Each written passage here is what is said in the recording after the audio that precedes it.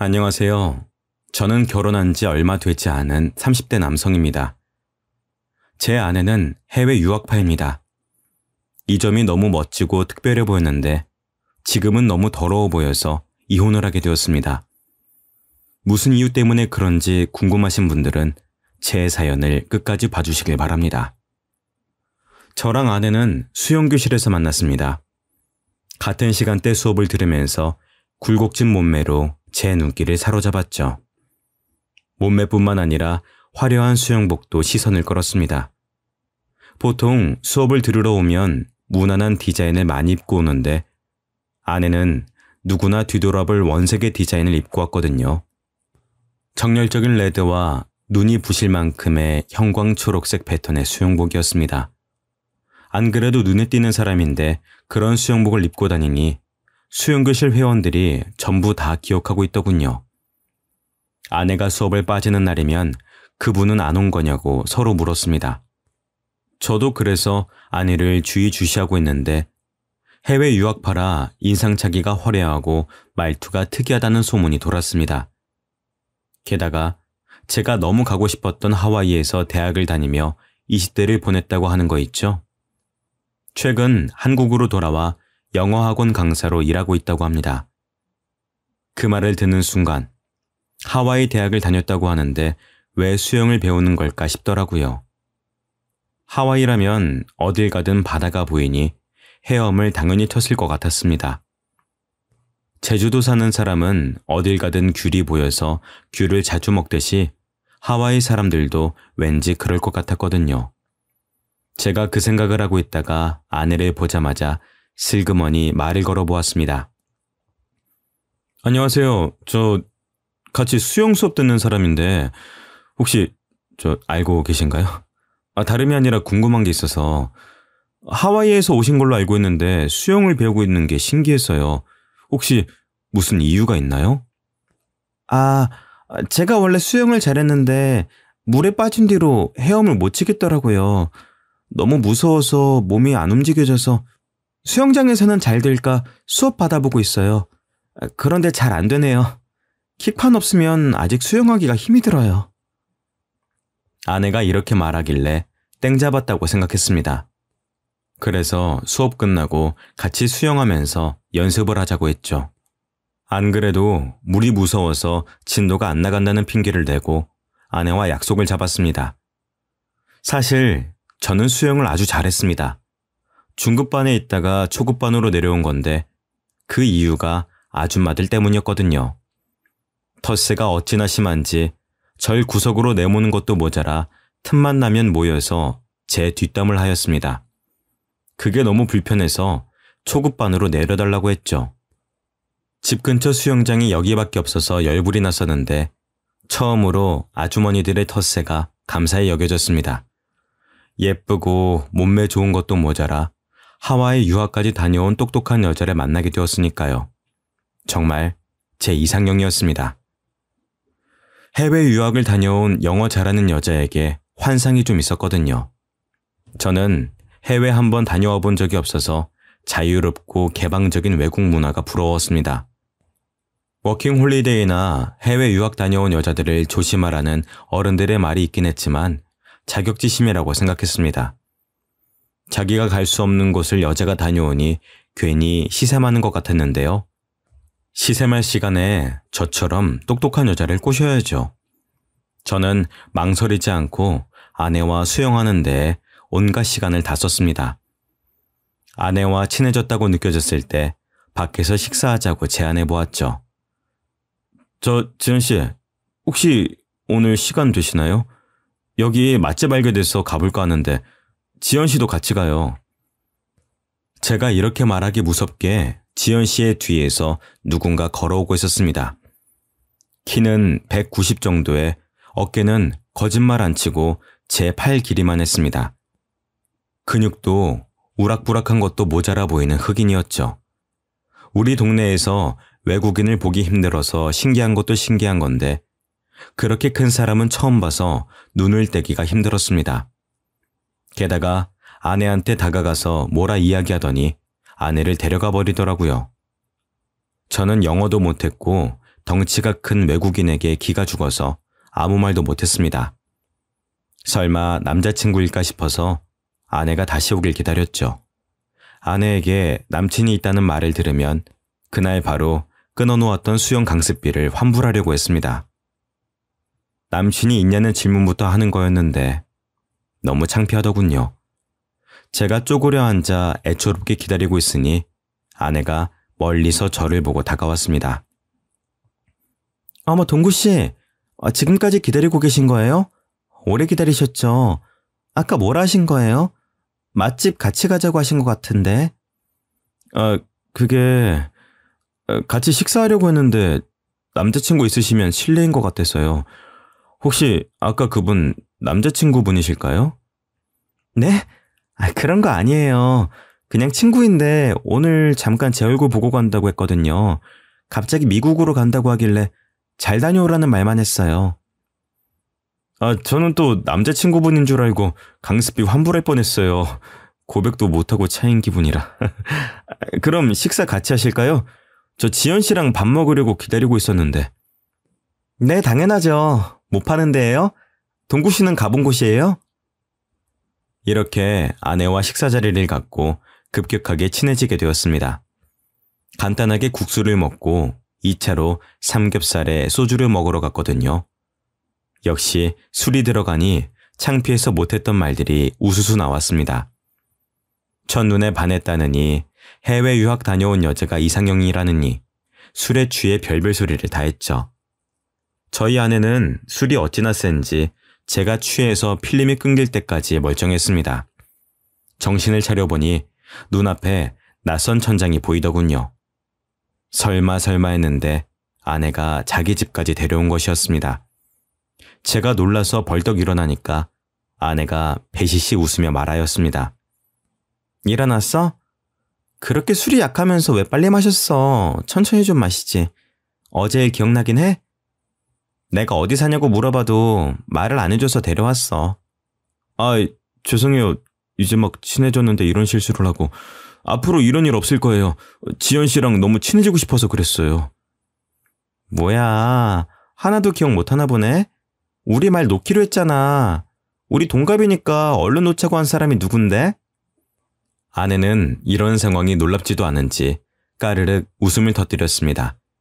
하긴 외국에서는 파티도 많이 하고 친구들이랑 같이 자는 일이 흔할 테니까요. 여유로워 보이는 아내의 모습에 저는 또 마음이 갔습니다. 제가 못 해본 경험을 아내는 많이 해봤을 것 같더라고요. 아내가 해장해야 한다며 유학 갔을 때 많이 해먹었다는 라자냐도 만들어 주었습니다. 라자냐라는 음식을 처음 먹어봤는데 좀 느끼하긴 해도 해장이 되는 기분이었죠. 아마 아내가 해준 음식이고 아내랑 같이 있어서인 것 같았습니다. 그 뒤로 아내가 라자냐를 해주는 일이 많아졌습니다. 수영 강습이 끝나면 따로 만나서 수영을 잠깐 하고 술을 마시러 갔으니까요. 그리고 자연스럽게 아내 집으로 가서 데이트를 하다 보니 정식으로 만나자는 말 없이 사이가 깊어지게 되었습니다. 이렇게 교제한 적은 처음이라 생소했지만 아내가 다른 문화권에서 지내다가 온 사람이니 그런 거라고 생각했죠. 1년 정도 교제하고 나니 아내에 대한 마음이 깊어져서 결혼 이야기를 꺼내고 싶어졌습니다. 아내도 결혼 생각이 아예 없는 건 아닌 것 같더라고요. 제가 독신주의냐고 물었을 때 아니라고 했으니 프로포즈를 준비했습니다. 근사한 레스토랑을 예약하고 유명 브랜드 반지를 구매했는데요. 아내에게 레스토랑 주소를 알려주고 제가 먼저 가서 기다리고 있으니 심장이 터질 듯 뛰었습니다. 아내가 거절하면 어쩌나 걱정되는 마음으로 약속 시간을 기다렸죠. 그런데 아내는 제가 보낸 레스토랑을 확인하지 않았는지 평소처럼 편안한 옷차림이었습니다. 다른 손님들은 다 캐주얼한 정장을 입고 있는데 아내만 티셔츠에 청바지를 입고 있더라고요. 정말 서운했지만 정장을 차려입은 저를 본 아내의 반응이 더 실망스러웠습니다. 당신 뭐야? 진짜 웃기다. 나 만나고 어디 가는 거야? 어디 가는 게 아니라 당신 만나려고 이렇게 차려입은 거잖아. 왜? 설마 프로포즈라도 하려고? 여러분도 그때 아내 표정을 보셨어야 합니다. 농담이라도 하는 것처럼 푹 하고 웃음을 터뜨리더니 제 표정이 굳으니까 갑자기 미안해하더라고요. 그제야 제가 프로포즈할 거라는 사실을 눈치챘나 봅니다. 갑자기 울상을 지으며 제 팔에 붙잡더군요. 아니, 말을 하지 그랬어. 난 그것도 모르고 이렇게 왔네. 우리가 진짜 결혼을 약속하고 만난 사이도 아니고 내가 말 안 하면 어떻게 알아? 결혼을 약속하고 만난 사이가 아니라니? 그럼 나만 진지했어? 설마 당신은 나 가볍게 만날 생각이었던 거야? 설마 난 그런 생각 없었어. 나도 당신이랑 결혼하고 싶었어. 그런데 하와이 사람들은 약혼하고 보통 결혼 준비하니까 그랬지. 한국에서 산 시간보다 하와이에서 산 시간이 많아서 헷갈렸나 봐. 미안해, 자기. 아내가 문화 차이 때문에 그런 거라고 하니 이해하려고 노력했습니다. 저도 더 이상 서운해하지 않고 준비한 대로 반지를 건네주었죠. 결혼하자는 프로포즈를 하니 아내가 바로 받아들이며 정말 고맙다고 해주었습니다. 고민도 않고 바로 결혼하자고 하니 정말 아내다운 결정이었는데요. 저희 결혼 준비 과정도 시원시원했습니다. 굳이 돈 많이 쓸 필요 없다고 작은 결혼식에서 조촐하게 식을 올리기로 하였습니다. 화려한 결혼식은 아니었지만 아내는 굉장히 행복해하고 만족스러워 하더라고요. 이런 말하면 문매를 맞을 것 같아서 말 안 하려고 했지만 해야겠습니다. 한국 여자들이랑 다른 느낌이었거든요. 외국물을 먹어서 그런지 사치에 별 신경을 쓰지 않고 저와 함께 해주었습니다. 결혼 준비도 반반, 집도 반반. 연애할 때도 느꼈지만 모든 게 더치페이였습니다. 덕분에 아내를 향한 마음이 더 커졌죠. 하지만 역시 결혼은 집안과 집안끼리 하는 것이라 그런지 이런 아내의 눈에 눈물을 흘리게 만들어버렸습니다. 저희 엄마가 상견례 자리가 끝나고 저를 따로 불러서 결혼을 반대한다는 거 있죠. 어떤 여자랑 결혼해도 좋을 것 같다던 엄마가 아내의 유학 사실을 알게 된 뒤로 한 반대였습니다. 치연이 해외 유학 다녀왔다며? 그것도 하와이에서 아예 살았었다고? 동구야, 이 결혼 다시 생각해봐야겠다. 왜 엄마, 유학 다녀온 게 뭐 어때서? 옆집 아들이 유학 다녀온 여자랑 결혼했다가 바람나서 이혼했다고 하더라. 그리고 유학 간 애들은 반문화에 너무 노출되어 있어. 걔 팔에 문신이 있던데 너무 노는 애 아니니? 요즘은 아무리 다들 문신한다고 하지만 유학 간 애가 문신 있는 건 좀 그렇다. 엄마가 아무리 봐도 캥기는 부분이 있어서 그래. 엄마, 그건 다 편견이야. 하와이로 가서 공부만 하고 온 애한테 왜 그래? 나랑 사귀는 동안 남자 문제 한 번도 없었던 애야. 네가 그걸 어떻게 아니? 그리고 보통 공부하려고 뉴욕 같은 데 가지 않니? 하와이는 휴양지로 알고 있는데 거기로 공부하러 갔다니까 영 수상하더라. 처음에는 참 착하고 똑부러진 것 같다고 돈도 반반씩 하자고 해서 좋다고 할 때는 언제고 왜 이러는 건데. 내가 지연이 놓치면 좋은 여자 만날 수 있을 것 같아? 나같이 애매하게 벌고 애매하게 생긴 놈이 그것 때문에 결혼 파토 내면은 내 인생도 끝장이야. 평생 혼자 남을 수도 있다고. 동구야, 이러지 말고 차분하게 생각해봐라. 우리 집안이 해외 유학 보낼 수 있는 집안이랑 급이 맞겠니? 예전에도 이상한 것에 꽂히면 하루 온종일 그것만 이야기하더니 이번에는 아내의 유학 사실에 꽂힌 모양이었습니다. 엄마가 끝까지 아내와 결혼을 다시 생각해보라고 하길래 호적에서 파라고 했죠. 단지 하와이에서 공부하고 왔다는 이유 하나만으로 결혼을 반대하는 엄마가 이해가 되지 않았습니다. 진짜로 제가 그 뒤로 연락을 끊어버리니까 엄마가 하는 수 없이 결혼을 하라고 하더군요. 겨우 아내와 결혼에 꼴이 나게 되니 아내를 향한 마음이 더 애틋해졌습니다. 이런 사람과 평생을 함께하고 싶어 해서 그런지 아이도 금방 생겼죠. 신혼여행 때 딸아이가 생겨서 이름도 아내 이름과 비슷한 지유라고 지었습니다. 하지만 지유가 생기면서 큰 문제가 생겼습니다. 아내도 모 영어 학원에서 강사로 일을 하다가 그만둘 만큼 배가 불러오고 있었거든요. 저는 또 회사를 다니고 있었고 지방 출장이 잦은 영업직이라 아내를 봐줄 사람이 필요했습니다. 이 무렵부터 장모님이 저희 집에 와주셔서 집안일을 도와주셨는데요. 친정과 저희 집이 가까워서 왔다 갔다 하겠다고 하시던데 아내의 몸이 점점 더 무거워지면서 아예 자고 가시는 일이 잦아졌습니다. 어쩌다 보니 장모님과 반동거를 하게 된 것이죠. 장모님이 처음에는 안 그러시더니 제가 편해지셨는지 잔소리가 많아지셨습니다. 제가 퇴근하고 방 안에 누워있는데 무턱대고 문을 열고 들어오시더라고요. 장서방, 도대체 언제까지 누워만 있으려고 그래? 퇴근하고 돌아왔으면 집안일 좀 하고 그래야지. 내가 언제까지 다 해줘야 하는지 모르겠다. 우리 딸애도 그래. 몸 무겁다고 집안일 할 생각이 전혀 없어 보여. 힘들다고 징징댈 거면 애가찌를 말아야지. 아잉. 장모님 죄송해요. 지금이라도 집안일 할게요. 뭐부터 하면 될까요? 제가 벌떡 일어나 청소기라도 돌리려고 움직이는데 장모님은 듣지도 않으셨습니다. 마음이 많이 상하셨는지 갑자기 아내가 있는 방 안으로 들어가 뭐라 말씀하고 있길래 귀를 기울였는데요. 처음에는 뭐라 하는지 하나도 안 들렸는데 장모님이 흥분하셨는지 목소리가 점점 커져서 또렷하게 들려왔습니다. 이럴 거면 왜 한국 왔니? 한국 남자는 좀 다를 것 같다고 와놓고 이게 뭔데? 엄마가 볼 때는 제이크가 100배 낫더라. 엄마 조용히 좀 해. 그러다가 남편이 들으면 어쩌려고 그래. 너무 안타까워서 그런다. 안타까워서. 응? 제이크가 나한테 얼마나 잘해줬는지 아니? 걔는 퇴근하고 와서 나 고생한다고 어깨 주물러주고 밥도 해주던 애야. 그런데 정서방 그놈은 도대체 뭐하는 애니? 다중하기를 해. 돈을 잘 벌어오기를 해. 이름도 없는 중소기업 다니는 놈한테 뭐하러 시집을 가서? 아휴. 엄마 그만해. 여기서 남편 회사 이야기는 왜 나와? 제이크는 명문대학 나와서 구글에서 일했잖아. 엄마 친구들도 구글이 어떤 곳인지는 안다. 삼성보다 큰 대기업 아니니 대기업? 걔 아직도 구글에서 일한다고 하지 않았니? 지금이라도 다시 만나볼 생각 없어? 없다니까 왜 그래? 제이크 그놈 착한 애 아니야. 아주 쓰레기라고. 쓰레기는 무슨. 아휴.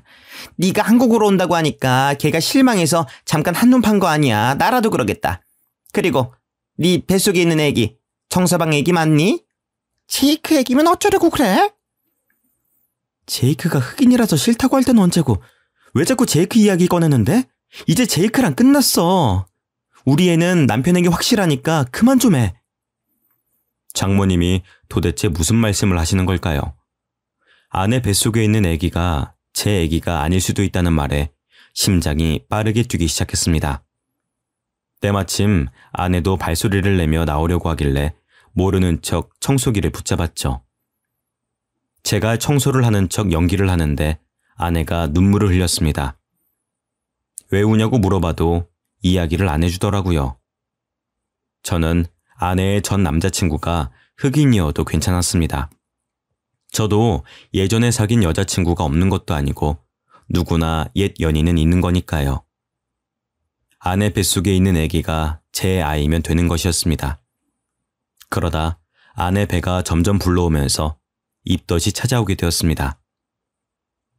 아내가 먹덧을 하면서 히스테릭이 점점 심해지기 시작했죠.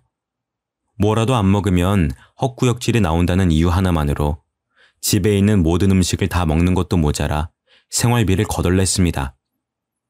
장을 봐서 오는 것도 아니고 핸드폰으로 주문해서 과자와 아이스크림, 인스턴트 음식으로 배를 채웠죠.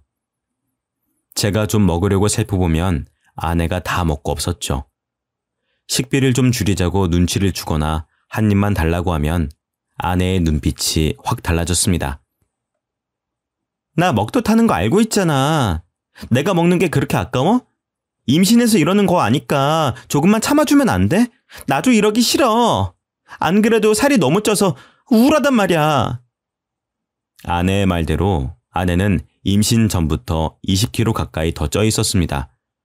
탄탄하고 멋진 몸매가 점점 커지고 둥글둥글해지다 못해 굴러갈 것 같더군요. 제가 조금이라도 먹지를 못하게 하거나 먹는 걸로 잔소리하면 소리를 지르기 일쑤였습니다. 그만 좀 해. 우리 지유가 듣는다고. 우리 지유가 배고프다는데 자꾸 그럴래? 나 이거 안 먹으면 토할 것 같다고. 그렇게 내가 보기 싫어? 옛날보다 더 뚱뚱해져서 꼴 보기 싫은 거지, 응? 아니야, 여보. 나는 당신 건강 망가질까봐 그러지. 내가 책에서 봤는데 임신 중에 체중이 너무 늘면 아기는 물론 산모한테도 안 좋대. 그러니까 우리 건강한 음식만 먹으면서 지유 나오길 기다리자, 응? 싫어. 지유가 피자 먹고 싶대. 샐러드 같은 거 너무 먹기 싫대. 아내가 날이 갈수록 먹을 거에 예민해지더라고요.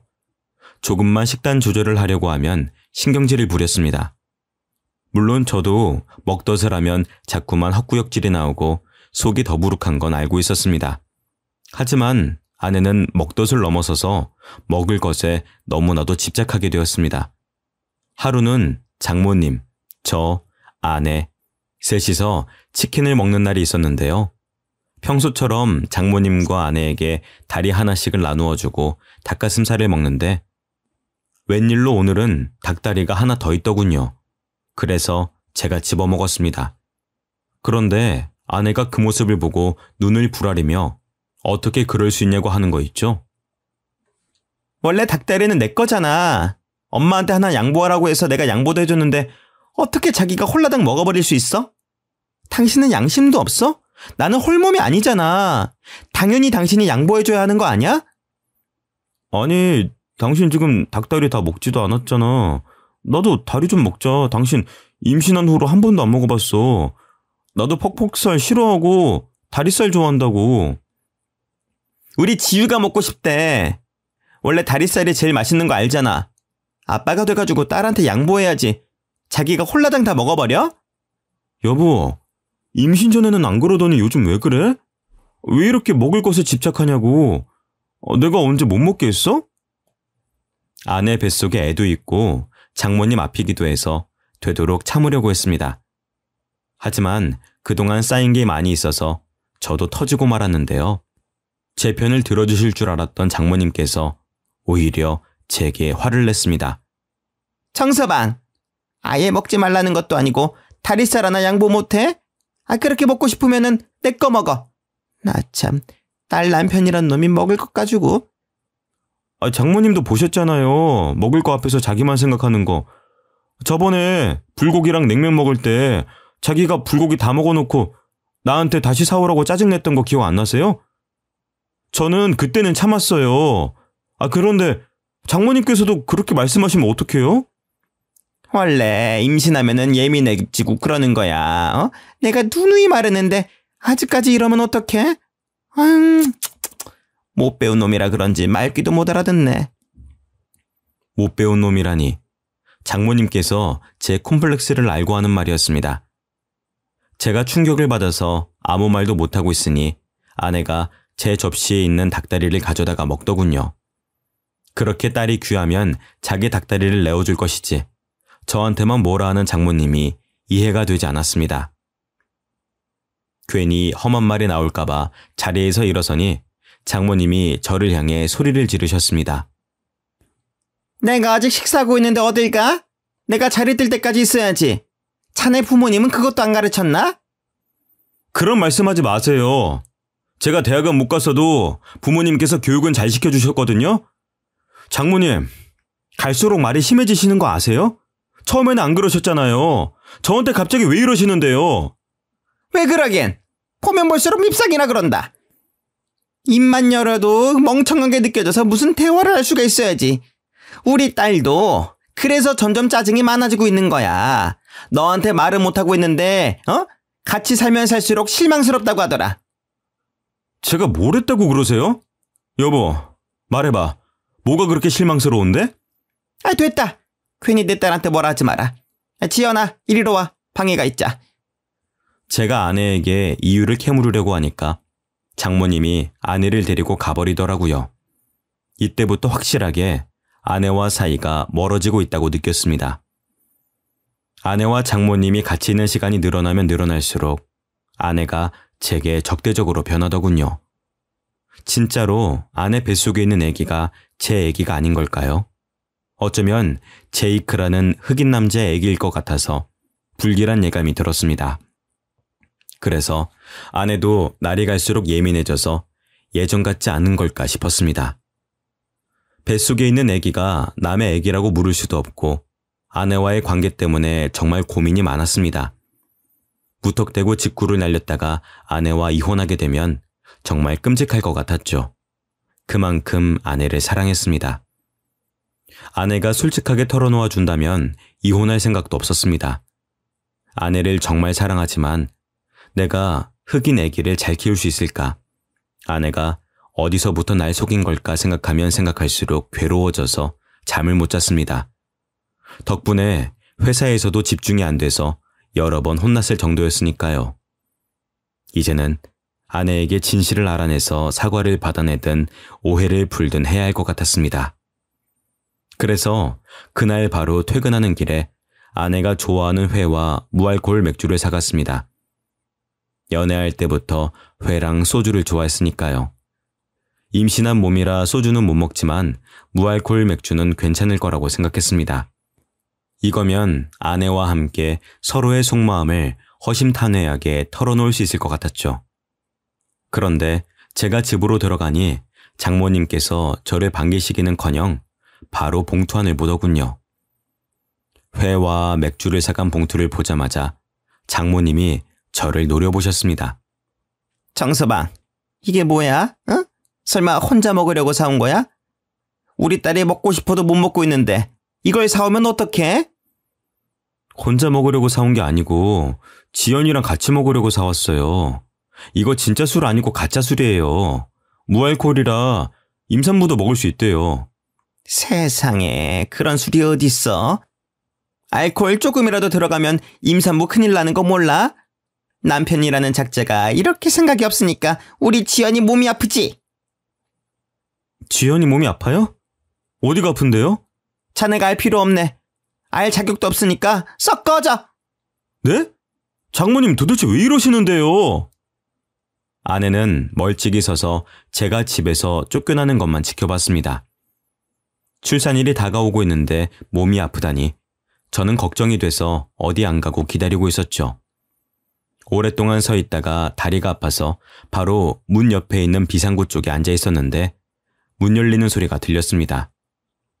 장모님께서 머리를 빼꼼 내미시고 복도 쪽을 바라보시더니 뒤에다 대고 없다고 하시더군요. 드디어 장모님과 아내가 이러는 이유를 알게 될 것 같아서 인기척을 내지 않고 더 구석으로 가서 숨어 있었습니다. 아내는 장모님과 함께 나오더니 엘리베이터 버튼을 눌렀습니다. 그러면서 충격적인 말들을 꺼내기 시작했습니다.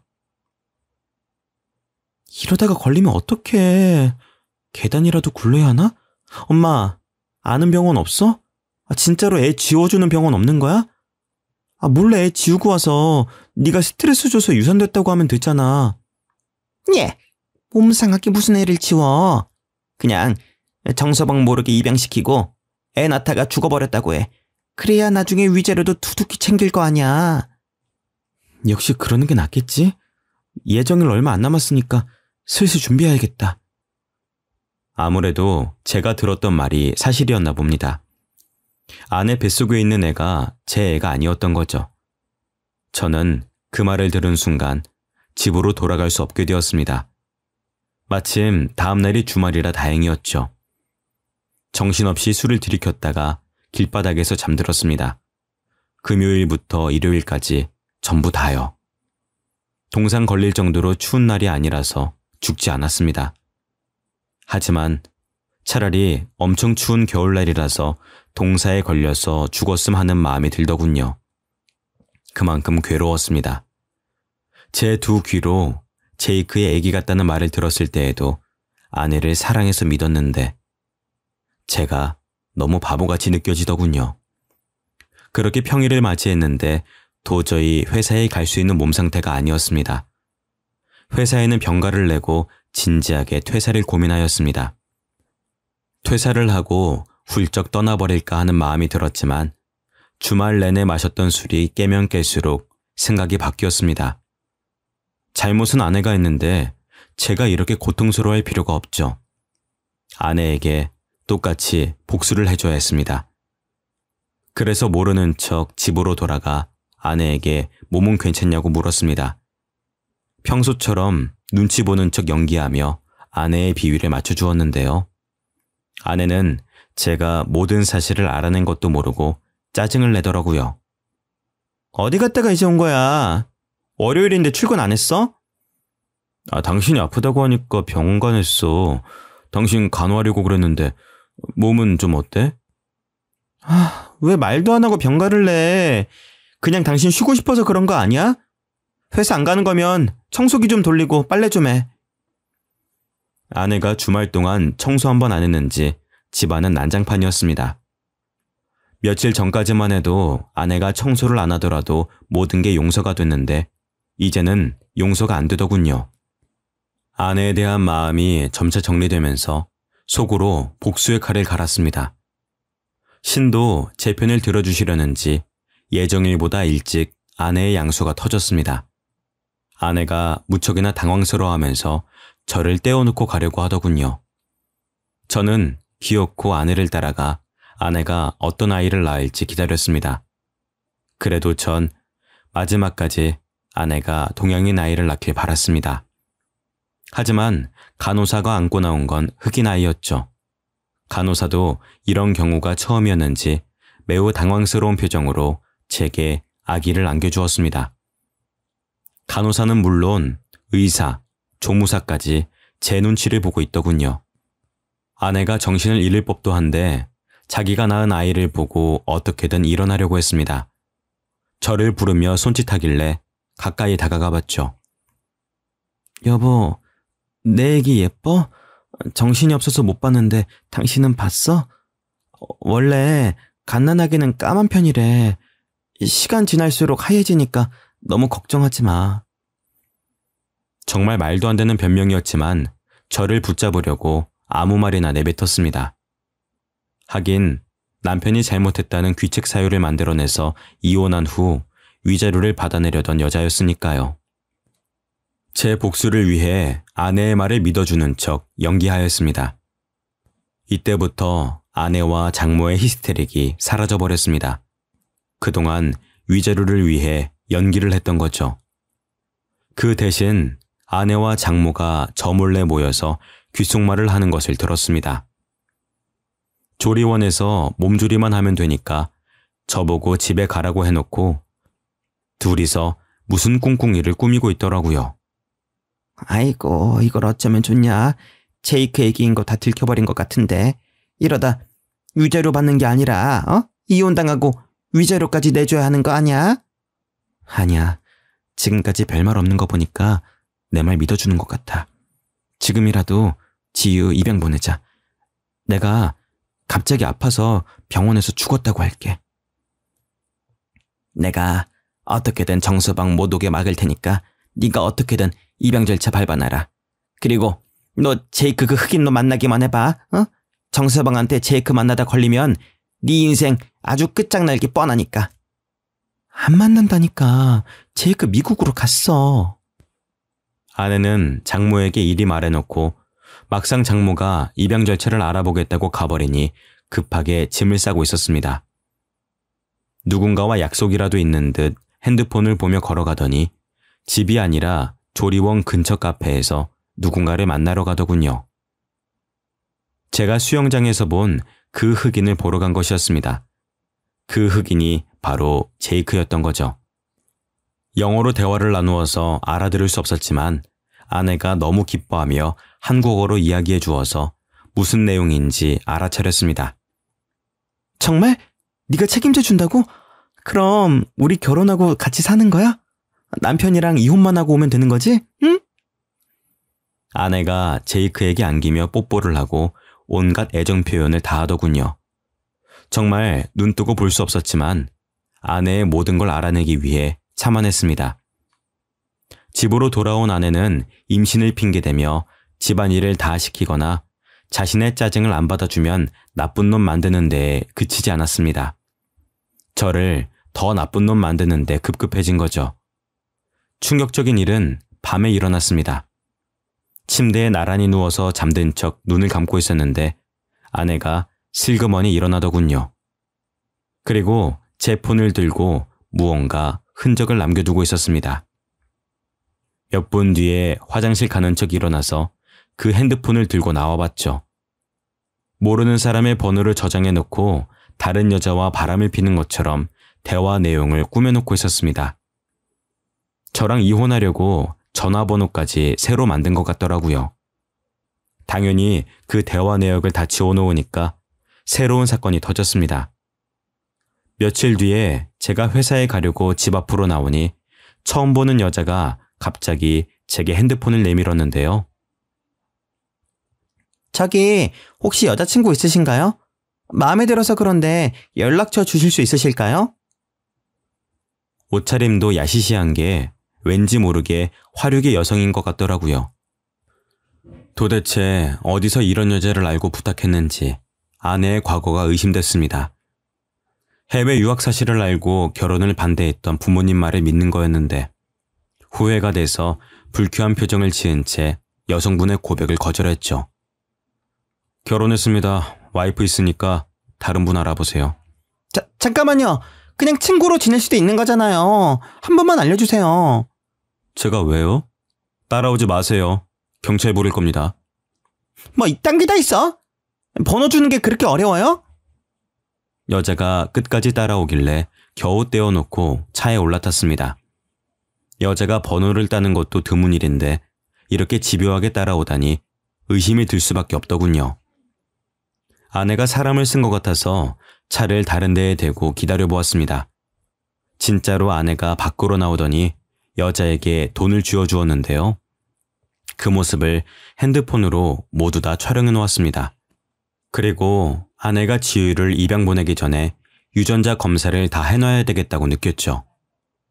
그날부로 유전자 검사할 수 있는 곳을 다 알아보고 비용도 체크해 놨습니다. 그동안 안 쓰고 모아두었던 연체까지 쓰며 아내를 쫓아다녔죠. 아내는 제이크를 하루도 빼놓지 않고 만나서 아내가 입고 나간 옷을 매일 찍찍이로 흑인 머리카락이 묻어있지는 않을까 체크했습니다. 덕분에 머리카락을 빠르게 채취해낼 수 있었죠. 유전자 검사만 한 게 아니라 아내가 제이크라는 흑인 남자를 만나고 다닌 증거를 사진 찍어 두었습니다. 유전자 검사 결과도 나오고 아내가 흑인 남성을 만나고 있다는 증거가 충분하다고 생각한 날이었습니다.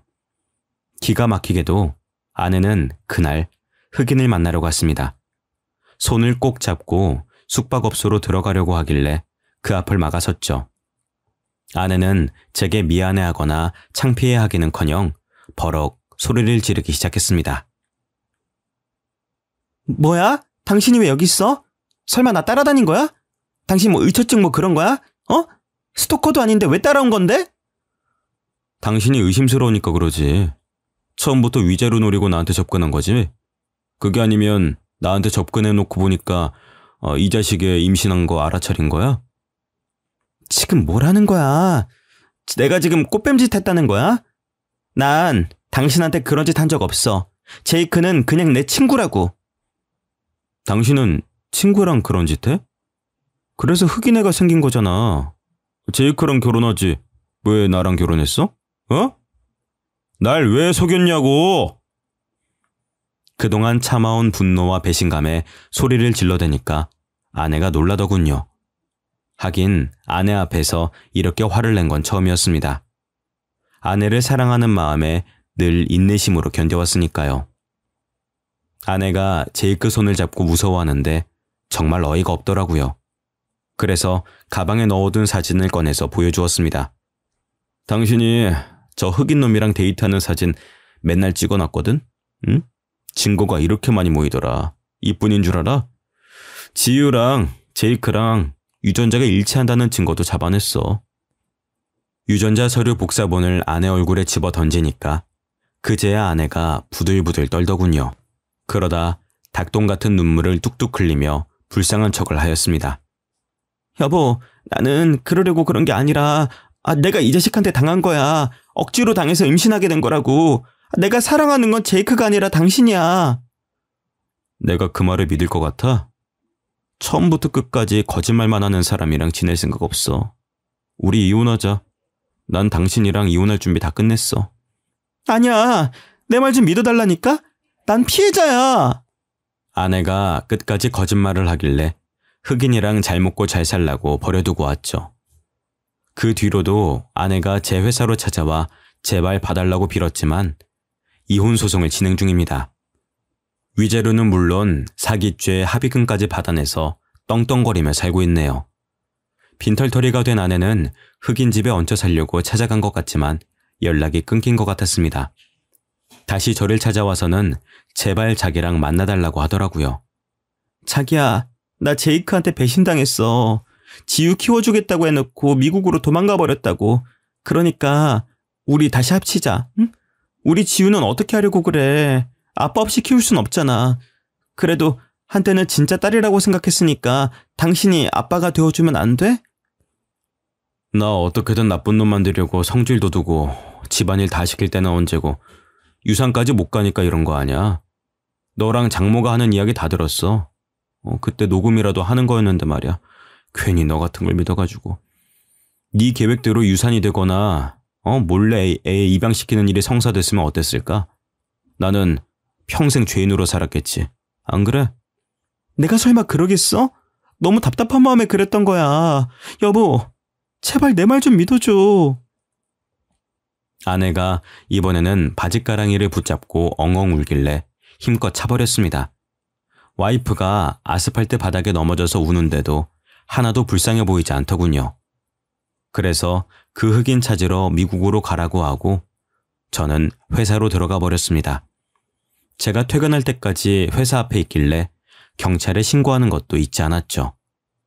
아내가 회사나 부모님과 같이 살고 있는 집으로 찾아올 때마다 경찰에 신고를 해줬더니 다시는 찾아오지 않았습니다.